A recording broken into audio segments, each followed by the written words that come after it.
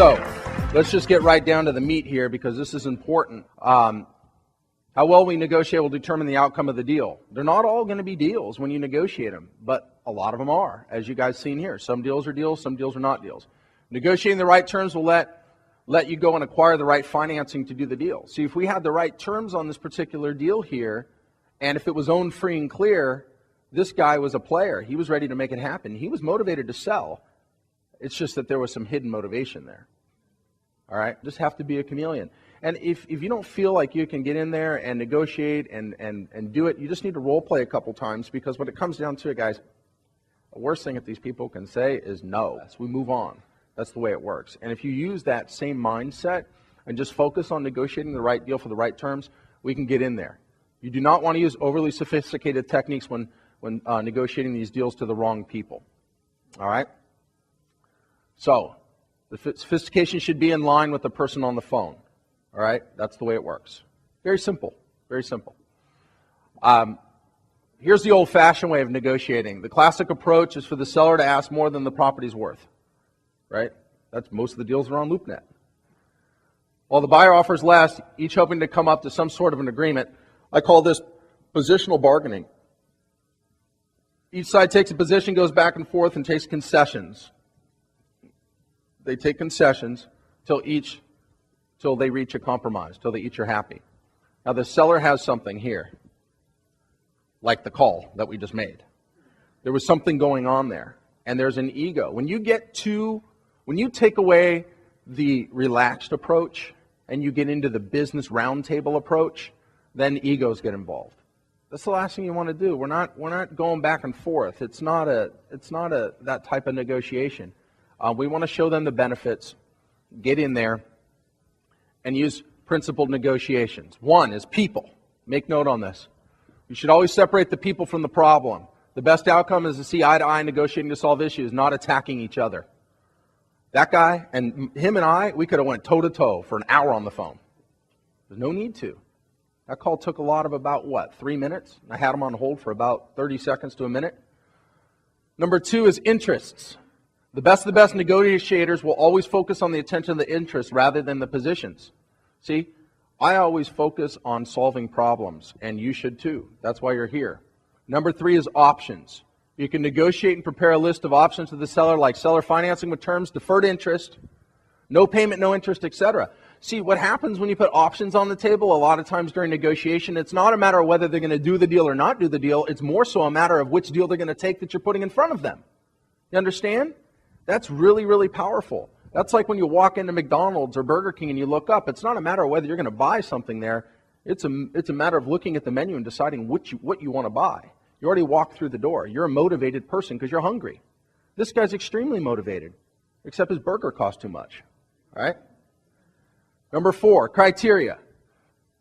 We could insist that the results of the negotiation be based on some objective standards, like our criteria. It's all about the acquisition criteria. It's in the system. It's in your commercial cash flow tools. It's in the system. That's the criteria. So finding deals online is really powerful, and I use something called the Google Toolbar. Some of you have seen it. Some of you have not seen it. I'm going to walk you through it right now, because this one tool that I've mastered will separate the pros from the Joes and kick out any so-called competition. Most people don't even know about this Google Toolbar. There's nobody on the planet teaching it but me. But there's a lot of people that know about it because I'm teaching it. So, all right. I need to go ahead and jump online here. It'll take me 2 seconds. Some of the things that you're going to do here is you're going to go ahead and get on different sites like LoopNet, right? LoopNet.com, right, guys? And when you're on sites like LoopNet, chances are you're going to scroll aimlessly, nonstop, until you move forward and you find what you think is a deal. Now, as we know, there's a search term field on LoopNet. It's right down below. It's down at the bottom. It says key search term. It's just at the bottom of the homepage on LoopNet. And you put different terms in there, and that's their way of letting you filter out certain term phrases like no payment, no interest, seller financing, so forth and so on.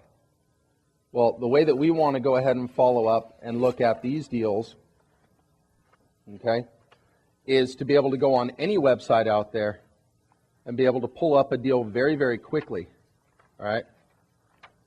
Very, very quickly. And that's what's going to separate the pros from the Joes. So I did put in some quick examples in your workbook. It's on page 16, and it says examples of prospects versus suspects. Some of the things that you might look at are prospects and suspects, and what you're going to look at is examples of buildings. You know, when they're asking $5 to $10 a square foot, you don't have to be around long to realize that it does cost several times that to build a building. Just like the self-storage facility, that thing's like $12.80 a square foot.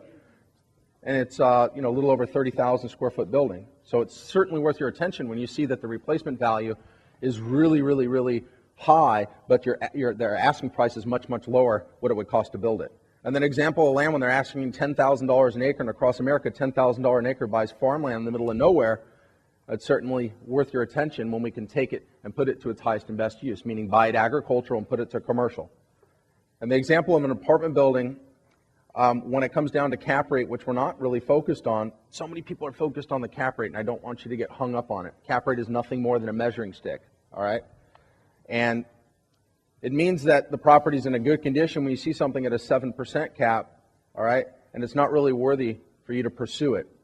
So if you don't understand, I do want you to look into advanced training on that because it's all about pre-screening. A cap rate is nothing more than a measuring stick, truly, but so many people are fixated on what a cap rate is. And I've said many, many times, I'm not really concerned what the cap rate is going in. I'm more concerned about the cap rate going out. Because we want to sell at a good cap. We're not going to be buying at a good cap or a bad cap. A lot of times the cap's thrown off because the income that's coming in isn't at its highest and best use.